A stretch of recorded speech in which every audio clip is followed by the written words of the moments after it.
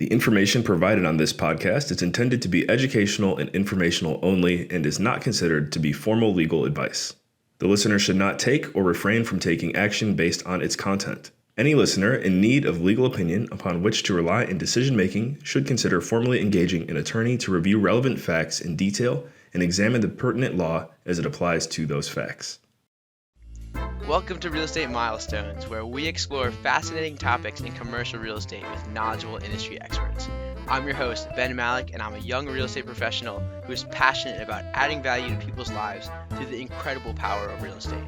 My goal is to help you discover what the heck is going on in the industry and how you can get involved. This is Real Estate Milestones, where your future in real estate lies just around the corner. Hello, everybody. Today we got Ellis Hammond on the show, and I'm super excited. This is going to be an amazing episode you're not going to want to miss a second of, because not only is Ellis killing it as a real estate syndicator with Symphony Capital Group, which he founded with his faith-based mission. We'll learn a little bit more about that. He's also started the Future of Real Estate podcast very recently, which I've had a chance to check out, and it's been awesome. So we're going to dive into a couple cool topics in the future of real estate related to the blockchain, crypto, and other cool things you might have never heard about. And we're also going to hear a little bit about his story. So Ellis, thanks for coming on. Yeah, man. Pumped to be here. Thanks for sharing your platform for me. Of course. It's my pleasure. So could you tell us a little bit about yourself, how you found real estate? And I guess, start from the beginning. What's your story? What led you here? Yeah. If I can do it, man, it's open for a lot of folks. I was a college pastor. Missionary for 6 years, and we got into real estate really out of necessity. We needed a vehicle that could build, create wealth, produce cash flow, because we just didn't have any money. We wanted to do something big with our lives and really help a lot of people. And we were in ministry, and it's a great thing, but we could really only give our time, and we wanted to be able to do something with money as well. And so, real estate became that vehicle for us. And we started with the duplex, but instead of kind of incrementally growing, which is what I think most people think they have to do, which is even why we got started with the duplex, I just learned about this vehicle of multifamily and actually being able to syndicate or essentially put funds from other people together to go purchase larger deals, So we went from buying 2 units to buying 144 units, like in a matter of a year. and so that's what we focus on today is multifamily assets across the country. Typically kind of our sweet spot right now is anything from $20 to $40 million assets in strong markets like Dallas, Kansas City, Houston, Austin, and when we get lucky, maybe even San Diego. Yeah, awesome. That's a great background, and very interesting. I kind of wanted to dig a little bit more into that. So, you have the group Symphony Capital. Could you tell us a little bit about how your experience as a college pastor and how religion plays a role in your life inspired you in that company? And then also, how's your connection between that past and then also real estate? Because I know some people might think that money or wealth is not something necessarily religious, and they might contradict, which I don't believe, but I think you have a compelling claim about that. Yeah, it's a good question, man. Well, yeah, my faith is a huge part of what we do, right? I mean, I'm just massive belief in life and God and what we're doing and what He's called us to. I really think, forget, I think so many people could put a focus on money. I think that's where we get, that's where it's just such a small way of thinking about the world and about business and about anything. Is like it's all about the money, and it's just not true. Business is a vehicle for mission. It's a vehicle for opportunity. It creates jobs and wealth and margin for everyone, for my family, for the people who work for my company, right? Multifamily, we're owning assets that give people an opportunity to have a safe, great place to live. And so I think about it more in that way. The thing that I kind of had to learn, and I just didn't understand this when I was in ministry, and I think this is where people really get off.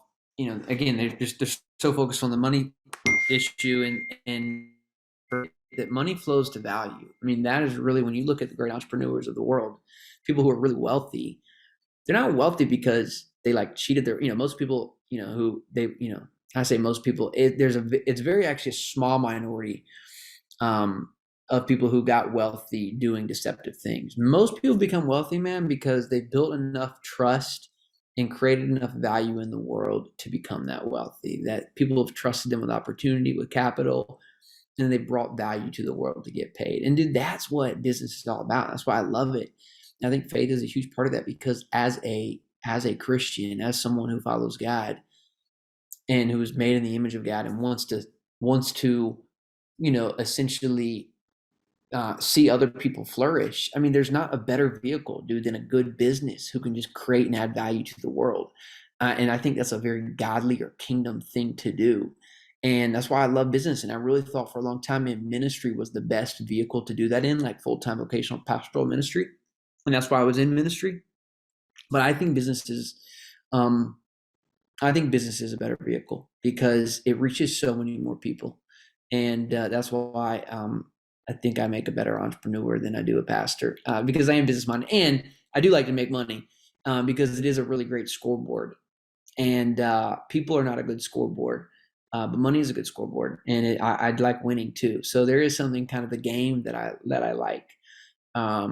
So to say that I'm not focused on money would also be lying and not true, because I do. There's something about the scoreboard and the game of business and entrepreneurship that, dude, I just love. I thrive in, and I think it makes me good. So. Yeah, that's awesome. I know you were named 2020 Multifamily Investor of the Year by some authority. I thought that was pretty. Yeah, by some authority, yeah. So someone said it. I mean, it doesn't even matter who. And honestly, it really doesn't matter at all, because it's totally just something to put on your website. It doesn't really help me buy more deals or anything like that. But it is cool to get recognized sometimes to literally come out of nowhere, nothing, and know no one, and then to be recognized by a well-published magazine. It's cool. It was definitely a good it's like a nod, like, okay, I'm starting to do something right, that people are paying attention, and I think that's part of this game, man. Learn too, is like, you got to get people's attention. I think that's what I've been good at, is just getting enough attention early on. And because if people don't know you, man, they can't do business with you. And so that's super, super big part of this game. Yeah, that's a really good point. And partly the reason I started this podcast, but also a lot of what you mentioned is I find real estate to be an amazing vehicle to add value to the world. When I get to a point where I'm developing real estate, I don't want to just, have a box for people to live, but like, I want to create a place where people can feel good and every day can wake up knowing this is a place that they want to be. And like that kind of value, it's like, so we're adding value to our investors, to our family, to our empire, but we're also creating a place where people want to be. And we're, giving them the simple things. Maybe they don't want to walk to a laundromat. They want to washer and dryer in their place. They're willing to pay more for that. We're going to get compensated for the value, but really it's about the value that we're creating. And that's the legacy I want to leave on the world. And that's key, man. That's huge.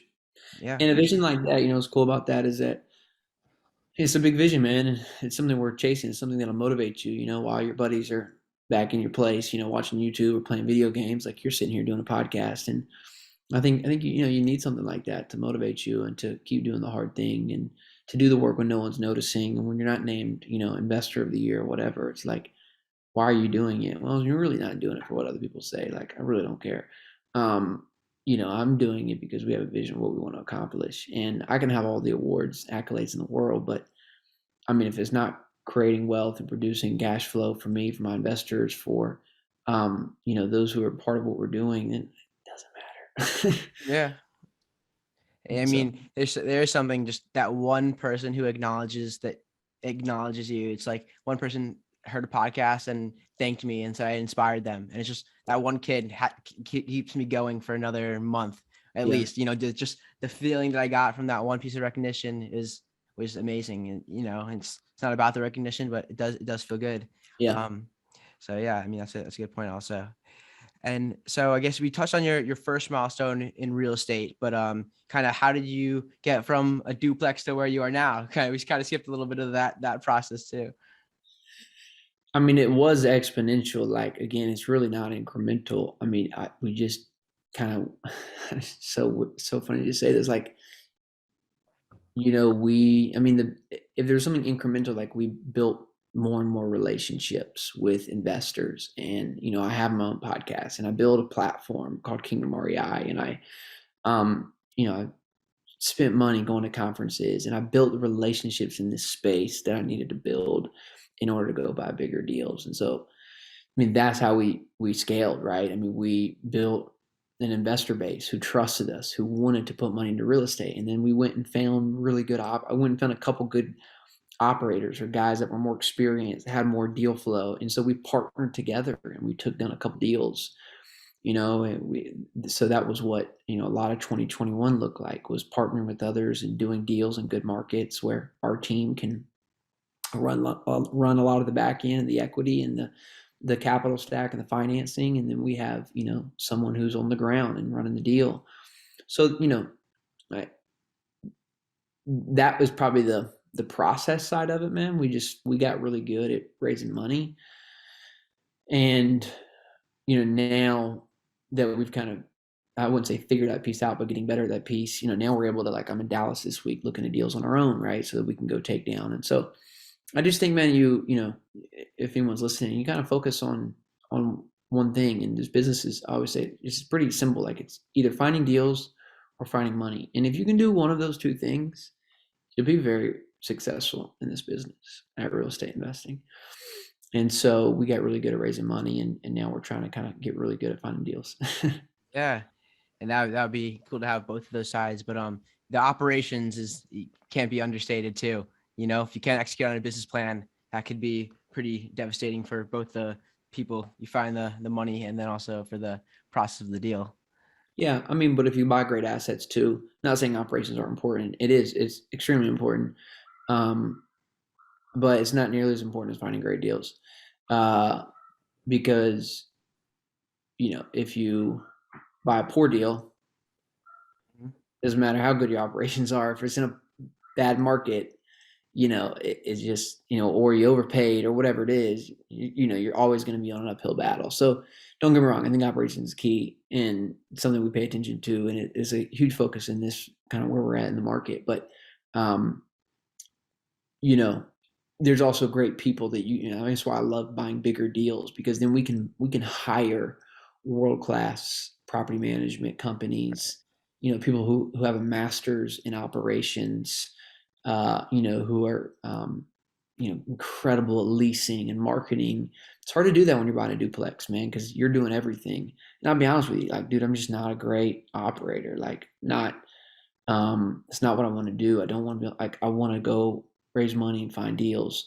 So you can't sacrifice that part of the business. So you need to bring in other experts to do that. And you really you can't do that. You can't go get great people if you're buying small deals. It's just the reality. Yeah, well, that's a really good point. And seems like starting small makes sense for some reasons, but then also at the same time, no, I don't think it makes sense. You don't think it makes sense? No, I just think, like, if you can go buy bigger deals, you should. Do deals. If you're young college student, whoever you're listening to this, yeah, like, get into something. Don't wait to get started. But at the same time, don't think it's going to take you 10 years to go start buying big deals. Like, it's not. It doesn't have to. And so, that's only a limiting belief that you have because someone else told you you needed to grow incrementally. But there's plenty of people who've done it differently. Yeah, that's powerful. Definitely realizing how powerful and detrimental limiting beliefs could be. Sometimes I'm a college kid. I'm young. Like, I don't have an experience. Like, who's going to trust me? And it's like, I don't know. Let's find out. Like, let's go see who's going to trust me, right? Like, it's only a limiting belief to say that no one's going to trust you, because just not true. Exactly right. Yeah. So I guess you started out pretty young and got over those hurdles, but definitely inspiring. Cool. So I guess I want to talk a little bit about your new podcast. You started the Future of Real Estate podcast, and that's been really interesting, and it's a lot of trending topics that I want to touch. But first, can you kind of talk about how you came up with the idea to start this, and where it came from? Yeah, I mean, I'm just super interested, man. Like, I'm just interested in the future of like our industry, and I'm really curious to. I'm just curious. Like, I'm curious to know about crypto and blockchain technology and these different platforms, of crowdfunding, and I'm really curious to know and understand. And what I've learned is that if you have a platform like you do, this is how you get time with people. Like, people are busy, successful people are busy, people who are building things are busy, and they don't really have time to talk or chat or for you to pick their brain.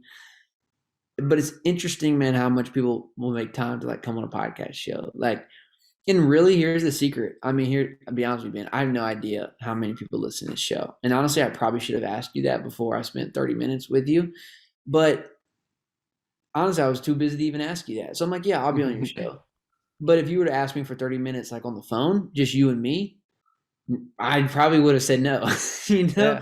And so, like, I just think anyone who's, if I just think having a platform and building a platform that can be of service to someone who's farther along the journey than you are is a great way to get started. So that's why I started Future Real Estate One, because I'm curious about a topic, and I know in order for me to learn, I need to be interviewing, the top leaders, thinkers in our space. And the only way I knew for me to get their time was to build something that would be worth their time. And so, we already have another podcast for faith-driven investors called Kingdom REI, Kingdom Real Estate Investors.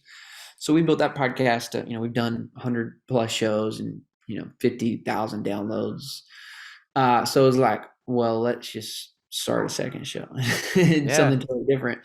So that's why we did it, man. And it's been really cool. I mean, I've learned, we've interviewed some really cool people on the metaverse and real estate in the metaverse. We've talked about future of crowdfunding, group investing.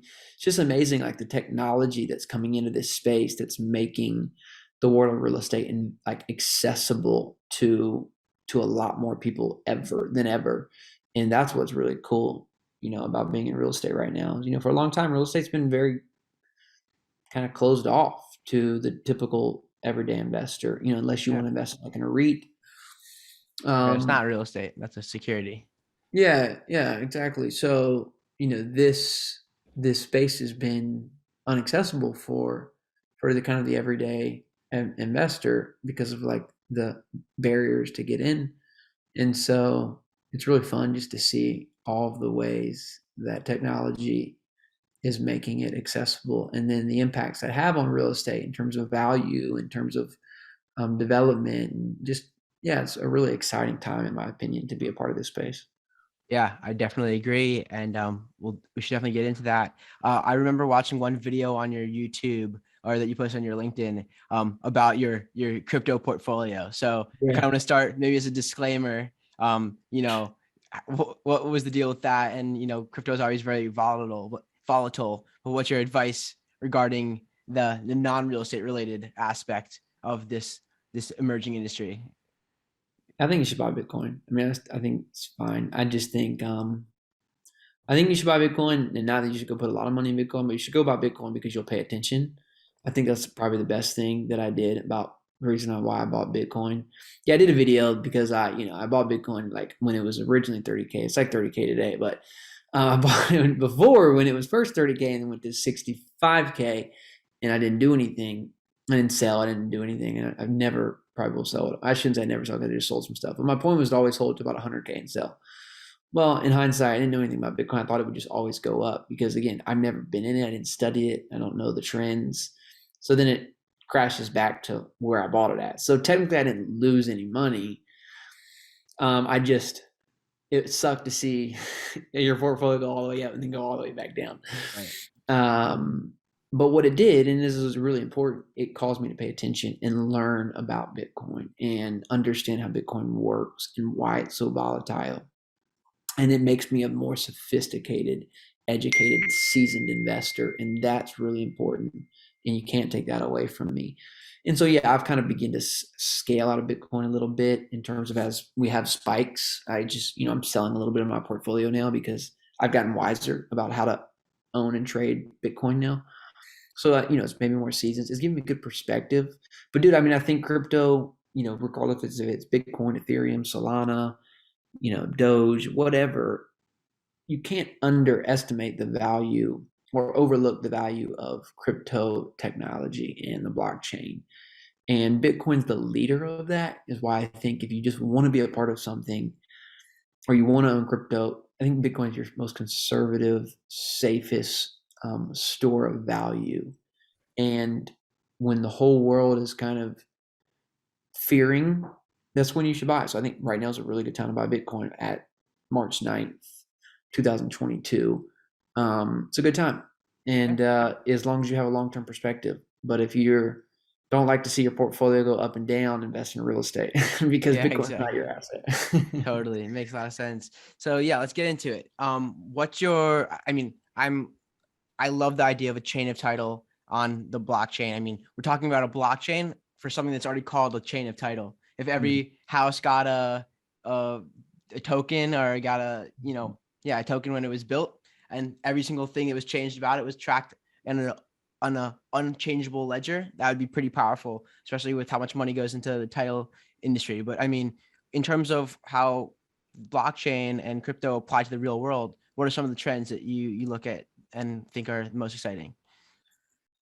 Yeah, I mean, I think the inefficiency of the title, even individual houses is, I mean, that's really interesting. I think that's a market that can be very much disrupted. I think, property management in the way that, especially in commercial buildings, in terms of maintenance and maintenance request, and, there's some really interesting technology there that's coming to play. I mean, blockchain in general, I think,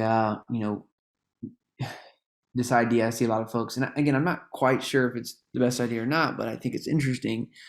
The ability to tokenize real estate shares and fractionalize shares is really an interesting concept because of, again, like it's just making it more accessible for more people.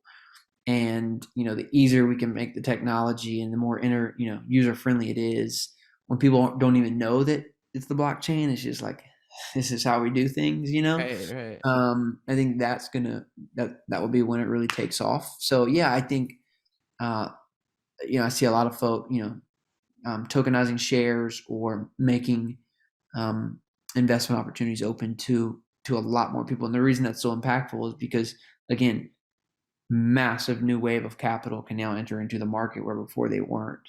So I think that could have a huge play in valuations of real estate. And not only that, but, the access of capital to international markets, and so Wow.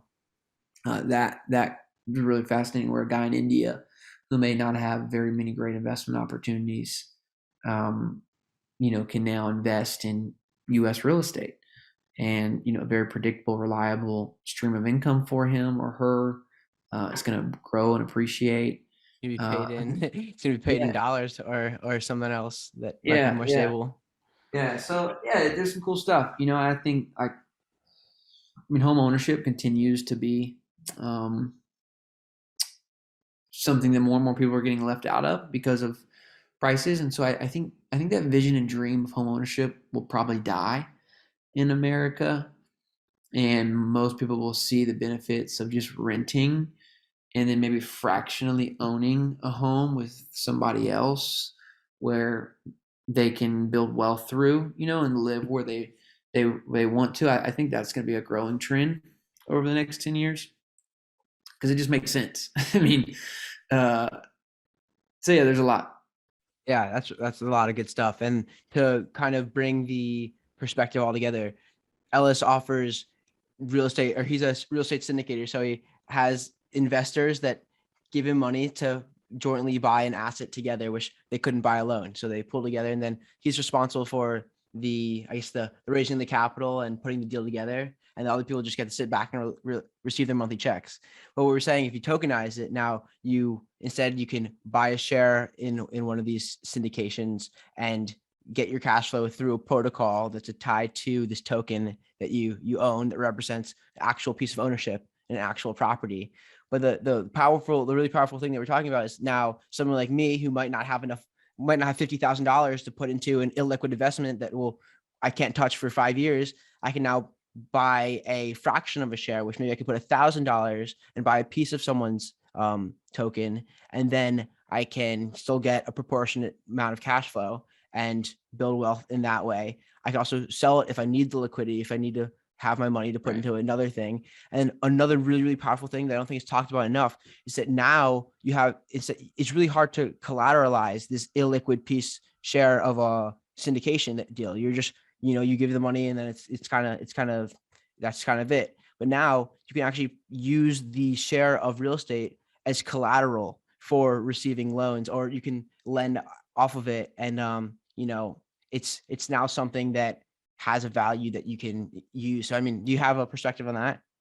Yeah, I think it's a great point, dude. I'd like to interview someone on that because I do think that's I mean, we have a lot of money in our deals.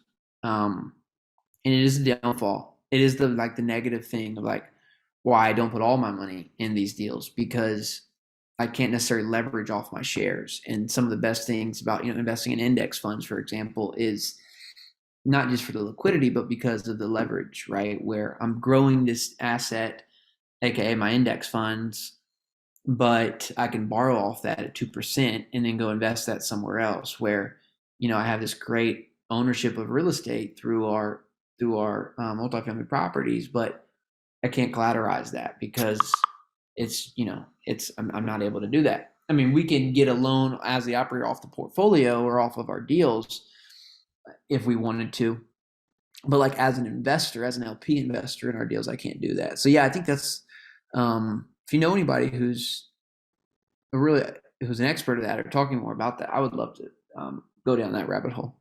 Yeah, I definitely refer anyone over to you. I honestly came up with that just from what I know about blockchain and about the industry and about smart. I like it a lot. So if you hear anybody talking more about it, that would be, I think that'd be key. That's huge. It's a huge benefit. Yeah, I mean, especially for savvy, sophisticated investors who you're looking to invest with anyway. So, yeah, definitely. The most amazing thing is that it's a protocol. You don't even necessarily need a bank to get the money from. If someone accepts that this collateral is worth something, you can use it to collateralize a loan from any individual because it gets locked into a protocol, into a smart contract that executes based on the inputs that you put into it. So it's like if I borrow someone's money and I don't give it back, and the program can prove that, the share will get transferred by instantly. So it's like you don't have to trust in some escrow agent, or you don't have to trust in necessarily some external person. You have to just trust that the code is written and that it can't be changed, or so this is provable. Right. So it's a very powerful thing. Yeah. So yeah, this is a lot of good rabbit holes to go down. I mean, one thing that a lot of people have been asking about is metaverse real estate. I know a lot of older people are very skeptical because it's not even real. It's just created. What's the real value? I believe that there is real value. It shouldn't be dismissed. There are issues there, but I kind of want to know if you had a perspective. There's billions of dollars going into this. I mean, yeah, JP Morgan, some big. I don't have any money, but there's some people that are way smarter than me with a lot more freaking money than I have that are putting a lot of money into it. So to say that it's nothing is foolish. Right. It's an income stream. I mean, listen, just like anything, there's massive demand. There's people playing these video games all day long. It's traffic, it's eyeballs. It's like anything. I mean, it's, do I want to go live in the metaverse? No. But, you got more and more people playing video games. That's a massive industry. I mean, billions and billions of dollars in the gaming world, and the metaverse is, only going to make that more accessible, more realistic. And the metaverse is going to need gaming to thrive and survive. And so, yeah, I mean, owning real estate is just, essentially you own eyeballs, you own traffic. And so I do think it's a really, it's something worth paying attention to, because if you own something there that, again, the eyeballs are there and there's an income stream off of it, makes a lot of sense. And so, I don't want to overcomplicate it, right? It's just like a billboard on the street that people drive by. Well, owning real estate in the metaverse is very similar to that, in that you own something in a virtual world that people log into every day and see over and over and over again. That could be really valuable. And, people spend a lot of money on gaming and their profiles and stuff. And so, all these kids, man, you think, well, these kids don't have any money. Yeah, but there's if everyone's paying $5 and there's a million people, that's a lot of money. So, I think there's something to pay attention to there for sure. Again, I don't want to live in the metaverse. I don't spend a whole lot of time in the metaverse. I don't own any real estate in the metaverse, but I'm not saying I'm against it. I might. Right. Yeah. I mean, one thing people are like, what is the metaverse even? Like, where is this metaverse? And I'm like, I asked them like, do you live in any metaverses or have you been in any metaverses? And they always like, no. I'm like, have you ever played GTA? And they're like, yeah, I played Grand Theft Auto. And then, think about it. Imagine you drove down the street and like a billboard, like this building actually had a billboard on it that said, go invest with Symphony Capital. There's a tangible value there. Ellis is willing to pay for that billboard because people are willing to do something in response to seeing it. So there is an actual value that you can equate to the real world, and it still relies on the traffic, like who's going into this metaverse. It's still, but like that's something that can be tracked, and then a value can be assigned to it. So there is like there is a real value. It's not all just fabrication, and which is a lot of what people think it is. It's just creating things and saying there's value, but like no, like eyeballs is what you're saying. Yeah. That's a good perspective. 100%. Yeah. So any of these topics that we've covered regarding the future of real estate, you should go down the rabbit holes by checking out the Future of Real Estate podcast with Ellis. But let's jump into the lightning round. Let's do it. Cool. So what superpower would you want if you could choose any superpower? I love that Jumper movie where he can just jump wherever. I love that. I've always wanted to have that superpower. Yeah, that'd be cool. It'd be easy for touring properties and exactly. I was thinking, I don't freaking drive all over Dallas. I can just like jump to the property. Yeah, yeah. That's why I have super speed, so I can do my comps really fast. Jumping's way better. Then you don't have to run at all. You just jump there. You just think about it. You're there. Like your sometimes the journey. Sometimes the journey is the best but your part. super speed, you don't see anything. What's the point? You might as well just jump there. Maybe I have super speed sight also. All right, yeah, that's a good point. It's a good one. So what's your favorite book, or what's the one that's helped you the most in your journey? Several, so many. I read a lot. Book called Mindset, Psychology of Success. I'd highly recommend that. There's a lot about the mind. The Bible speaks a lot about the mind and thinking. Proverbs talks about as a man thinketh, he becometh. And so there's really something powerful, spiritual there that I think that book from a scientific, psychological kind of study brings out. And, and it's really, really good. And she gives some really great examples of people throughout history and what, having a positive mindset has done for them. And that's been a huge piece for me in my belief and growing and thinking is changing my thoughts, changing really my belief about something and then changing my thoughts, which really leads to changing my actions, which ultimately, your actions determine the quality of your life. And so I really highly recommend that book. Yeah, sounds like a good one. I'll check it out. So what motivates you to continue every day? That's a good question, man.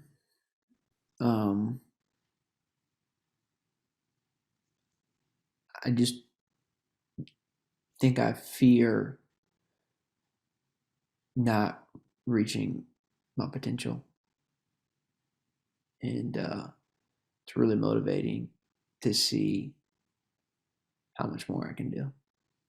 Mm-hmm. Yeah, that's a good one. I know what you mean. I've been having the past couple of days, I've been in a place where I'm like, people's like, you're doing all the right things, keep doing what you're doing. And I'm like, but like, there's no results right now. Like, and it's scaring me a lot. And, but I realized as soon as I started taking a different perspective, an outward perspective, where I saw how I can help people now, which my goal is to help people through real estate in the future. But I just texted my mom that I loved her and it made me happy, just knowing that I can make someone else happy now. So it's like definitely a balance. If you start turning too much in on yourself with that fear, it'll be really, really difficult to keep going. But if you gotta, it's the mindset too, whatever makes you motivated and allows you to be happy and continue is important too. So I just wanted to share that perspective. Yeah, no, it's really good, man. And I mean, I have my beautiful wife and kid and they're all motivating factors for sure. My community, my mom, all of those things, no doubt. But if you took all that away from me, I would still do this. And so my point is that I think, so when people say that, oh, I'll do it for my kids, I'll do it for my wife. I'm like, so if they were gone, you wouldn't do this anymore? And The reality is like, that's not true. So like you're doing it for something deeper than that most of the time. And so I'm just being honest. Yeah, no, you got to be honest. That's great. I appreciate that perspective. Great. So yeah, what advice would you give to someone who wants to follow in your footsteps? Yeah, a couple things is invest in yourself. Take the money, take the money you're making. If you don't, especially if you're starting out, like you are your most important asset, and and so invest in it. Your knowledge, your education.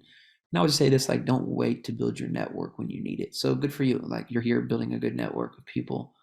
And I think that's been the biggest thing for us is like just building a strong network and being able to have that network when we're ready, when the opportunity presents itself to go do something much bigger.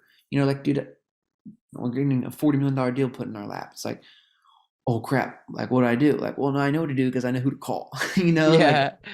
and if I didn't have that, well, I wouldn't be able to do anything with it. And so, not waiting to build your network when you need it, but really taking the time through building a platform and showing up at conferences and doing the hard work of relationship building, when there's no necessarily needed value for it in the moment, but knowing that I'm going to need this eventually. Yeah, and that's really powerful. The theme that all the guests really go, it's network and knowledge, and the fact that they go hand in hand is also very huge.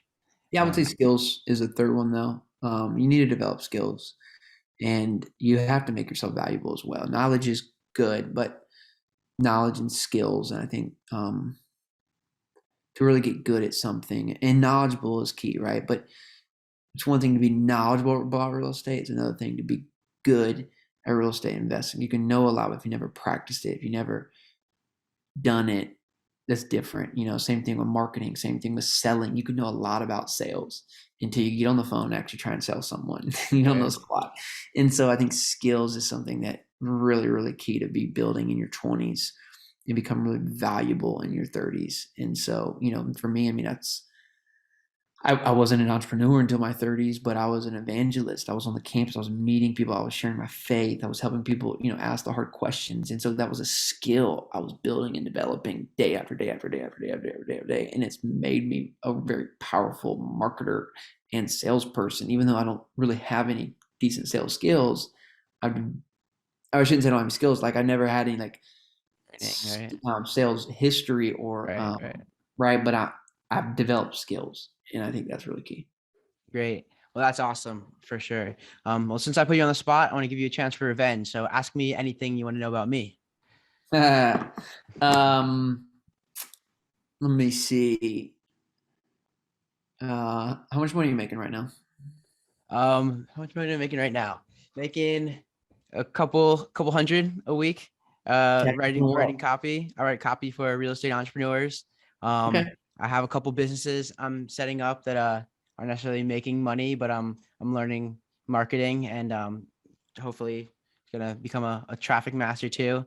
Something I can, use. What are you trying to become mastery? So the reason I asked you that is because I don't really care about how much money you're making because I just want to know like how many different ways you're split. So like what are you trying to become master over? Is it copywriting? Is it kind of that skill? Not really, honestly. That's just a way for me to add value to the people I want to learn from. I'm writing. What? It's paying the bills, essentially. Well, yeah. I mean, it's allowing me to invest in education and like buy audiobooks, buy other things that help me learn. But I mean, I'm building connections with some of the people that you probably look up to right now by adding value through copywriting. And I just saw that all the syndicators have a need for it. So I wanted to. I know I'm good at it. So I wanted to help them that way. But really, my ultimate goal is to add value to the world through real estate. By offering investments to people and adding value to properties. So, I mean, that's where I'm trying to go. I'm really spread pretty thin right now, honestly. I got copywriting, I got school, I got podcasts, I got these other businesses I'm trying to build. I'm laying the foundation for my Great Arbor Capital, which is my investment group. Can I give you some advice? Stop doing all that stuff, dude. Like, pick the most valuable thing that you do and just get really good at that. Like, I mean, there's something to being entrepreneurial, but dude, like the compounding value of becoming really good. Let me just give an example of like capital raising and not worrying about anything else, right? Like the compounding value of that and what you learn and the things you begin to put onto that, right? And all the skills that you have to begin to acquire to become a better capital raiser. The thing about doing multiple things is like you never really know what's the next skill that you need to be able to hone in on and focus in on and learn, right? Like, because if you're doing multiple things, it's like, well, there's probably a ton of skills that you need if you're doing 3 or 4 things. And so you never really know what's next to get better at. Where if you're like, this is what I'm becoming a master at, you know, like you're going to get to your ceiling and be like, okay, for me to go to this next level, I have to go learn this. And then you can go learn that, or you can go find that person. And so I just would, good for you, man, that you're doing the things to build a relationship. I would just say, when I hear multiple businesses and nothing is actually making you $1 million a year, you're doing too much. Because if you were really good at something, you would be making more money. And so you're not good enough yet at something, and you need to stop doing multiple things and do one thing. And part of me wants to say that that's not school. Everyone says it should be school, but I can't do the one thing when I'm also in school if my school is not that one thing. So now it's kind of all these other things I'm exploring while I'm in school. School's so easy though, dude. Like, I mean, just freaking go. Like, what do you mean school, bro? You're in college? You go to school for like 2 hours a day. Give me a break. Yeah. What do you mean school? School? I don't know. Well, I just college is the biggest joke, dude. Like what do you study? I study finance, management, and philosophy. Okay, so finance is could be hard, but philosophy, come on, dude. You could show up to your test and make C's all day long. Yeah, I know. Really? Part of me is like, I used to focus about getting all A's, and my GPA is really good. Kind of want to keep it up there. No one cares about your GPA. There's better things to care about. Brokers have never asked me what my GPA was. The people I raise money from never asked me what my GPA was. It's important to graduate. Cool. Well, yeah. So, well, how do you find that one thing? That's the thing. It's like right now I'm exploring all these things. I have a real estate networking group I founded in New Orleans. That's a good question, dude. That's a better question. Yeah. How do you go find the one thing? Yeah. I don't know. That's a good question though. See, that's a question you should be asking. Like, how do I go?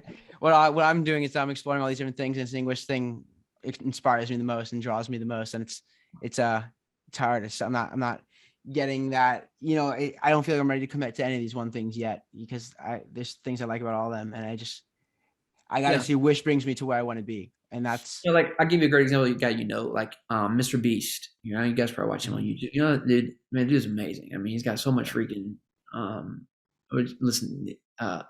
buddy was telling me this example. He's been making YouTube videos since he was 11 years old, 13 years old. He's 23, makes millions of dollars off of videos on YouTube because he spent 10 years making YouTube videos, dude. He's gotten really good at one thing. And I think that's just the reason there are few of him is because everybody wants to go do a bunch of things and no one's willing to do the hard work long enough to get good at it. And he's a great example of that. So I heard that example. I think he was on the Joe Rogan podcast. Someone was like, oh, you got to go listen to the show. But I was like, yeah, well, look at what he's done. He's just focused on one thing for long enough to get really good at it. And he's very wealthy because of it. Yeah. So maybe it's podcasting. And by the way, I'm the biggest. I need to eat my advice more than anybody I know. So, and I only have 2 things I do, but even 2 is too many, I realize. Wow. So, dude, This is great, man. Appreciate your time. Yeah, I appreciate it. This has been a great episode, and I think everyone's gonna get a lot of value. Well, I think that's a good note to end it on, definitely. So, anywhere people could find you if they want to learn more about you. Yeah, I mean, like I said, we do this show called the Future Real Estate Podcast. Go check that out. I think people will really enjoy that. We have a company called Symphony Capital Group. symphonycapitalgroup.com. But dude, I mean, depending on what you're gonna do, but like the Future Real Estate would probably be the best since we've talked about that the most. Go subscribe and check that out. Awesome. Well, thanks again for your time, and it's been a pleasure. All right, everybody. All right, keep making milestones.